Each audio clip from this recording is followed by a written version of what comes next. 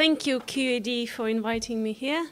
You took me away from a rather boring introductory lecture to political economy of global finance. This seems to be much more fun.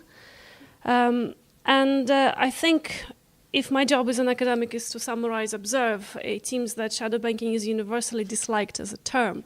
Nobody likes it, and it was an unfortunate but politically brilliant choice of words by Paul McCulley in 2007. Politically brilliant because it immediately launched an intellectual and political debate as to what is shadow banking, who is included, and therefore who should be regulated.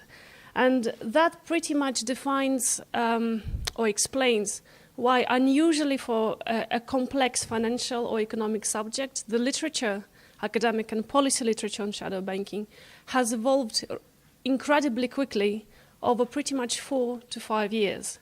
If you take globalization, financialization, capital controls, any other complex phenomenon to do with global financial markets, it's usually taking about a decade for a body of scholarship to evolve, for some position to be compromised, to be critiqued, for data to be found.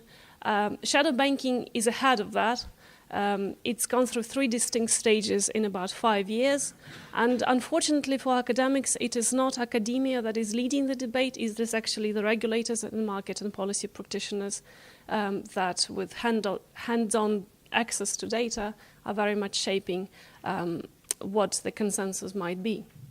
So the 3 stages of this shadow banking literature it's really common sense. The first one was published mostly between 2007 to 2009, and it is about what it is, how to quantify it, what are the diversity, complexity, and how to map it. So on the next slides, you will see lots of data or graphs that mostly represent how different shadow banking, or the phenomenon of non-traditional bank intermediation, is different from traditional commercial or textbook banking.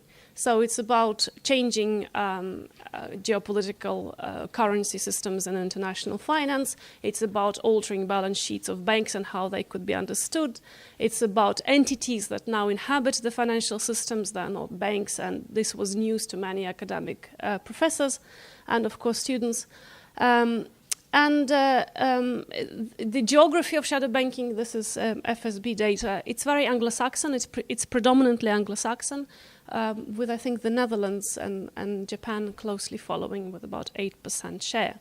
Unusually also, I think it's common knowledge that with the introduction of post-crisis regulations, the American shadow banking that was captured by Zoltan Pozsar in this mind-boggling map has shrunk and effectively moved on to European shadow banking, which grew since 2009. Okay, so what has been the result of all this, and in particular this map? It served to, as I said, to launch and open up a very useful debate on new forms of financial intermediation, funding, and credit provisioning. It defined fundamental changes in the very structure and function and identity of banking today. It is not about deposit taking only, and it's not about really intermediation between savers and borrowers all the time. This wave of literature was closely connected to the global financial crisis or subprime crisis, so a lot of research is going into fragile nodes that are usually found at the nexus between official and shadow banks or their components. Current research in shadow banking goes into varieties or complexities of shadow banking or non-traditional banking. So, for example, emerging markets, they all have their shadow banking systems. They were never called shadow banking systems before, but they provide important economic segments for all types of agents, including the state.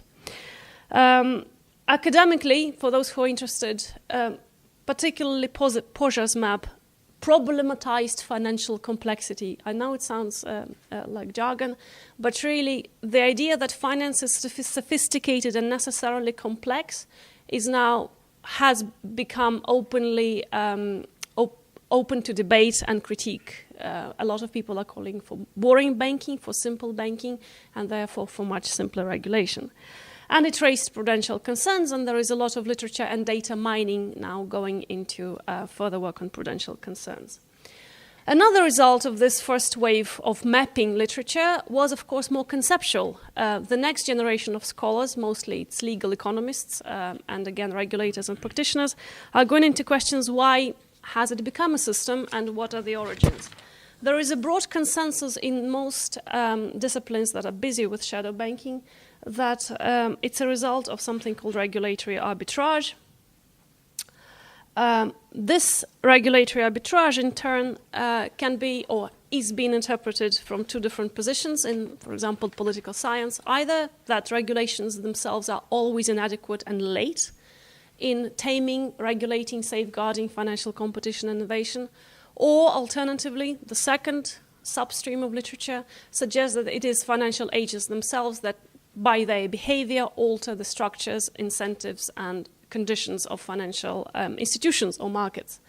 So the debate between arbitrage literature is now evolving between these two streams. And that's where a lot of students are starting to write their PhDs and are trying to get data. And this is very much the mainstream view on, if you want, a theory of shadow banking, why it is there. However, with arbitrage opportunities, there are limits to what it can explain. For example, it barely can explain the size, complexity, and diversity of shadow banking systems today and its growth.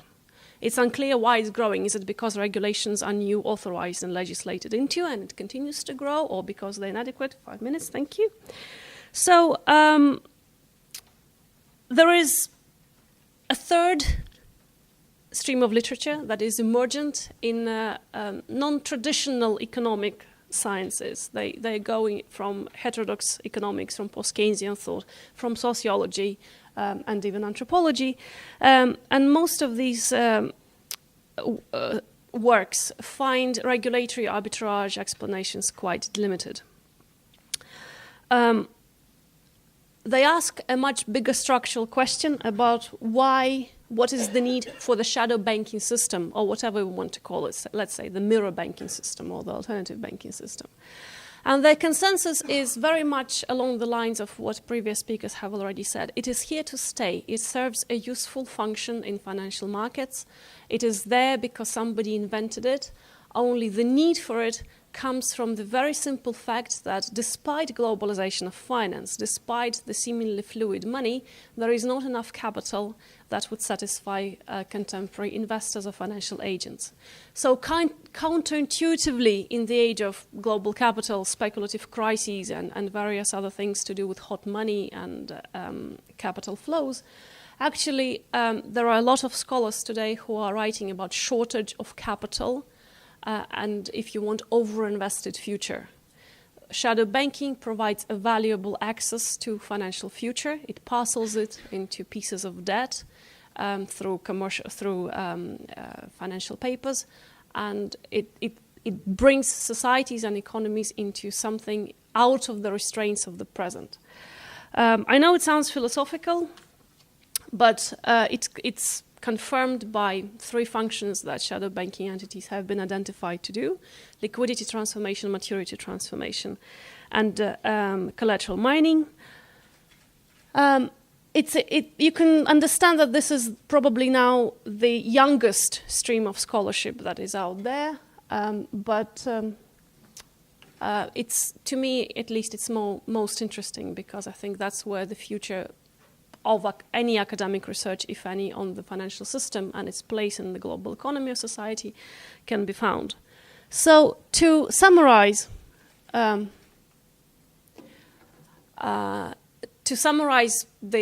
the academic and policy debate on shadow banking, the term is unfortunate, and lots of other people suggested now various alternative terms. I suggest mirror banking, because shadow banking does everything in the reverse to banking, but it provides a useful function. However, it is a complex financial phenomenon that is absolutely defined, shapes, and is necessary for contemporary banking and credit mechanisms. It is the regulators and practitioners, and unfortunately not the academics, that are leading and shaping the debate and research. Shadow banking has also become a synonym for financial innovation more broadly. And here is the interesting fact. Financial innovation is probably the most under-researched subject in academic finance. If I wanted to now run a course on financial innovation, I would hardly find a textbook. It was not popular until at least 2004, 2005. It was taken as given. It was understood as progressive, linear, and necessary for the markets. But really, there is no particular theory of financial innovation. So shadow banking suddenly brought it into light, and there is a lot of serious scholarly work going into sociology, political economy, and politics of financial innovation, although I understand it might be disliked by market participants. The conclusion or consensus from everybody is that shadow banking is here to stay because there is a structural demand for the services and funding it provides, because of opportunity costs, because of efficiency, and because of the lack of capital necessary for investments. And perhaps, and I think on that I'll finish. Right, excellent. Well, on time. Well done, thank you. So I was pleased that you didn't start trying to explain that chart. Which chart?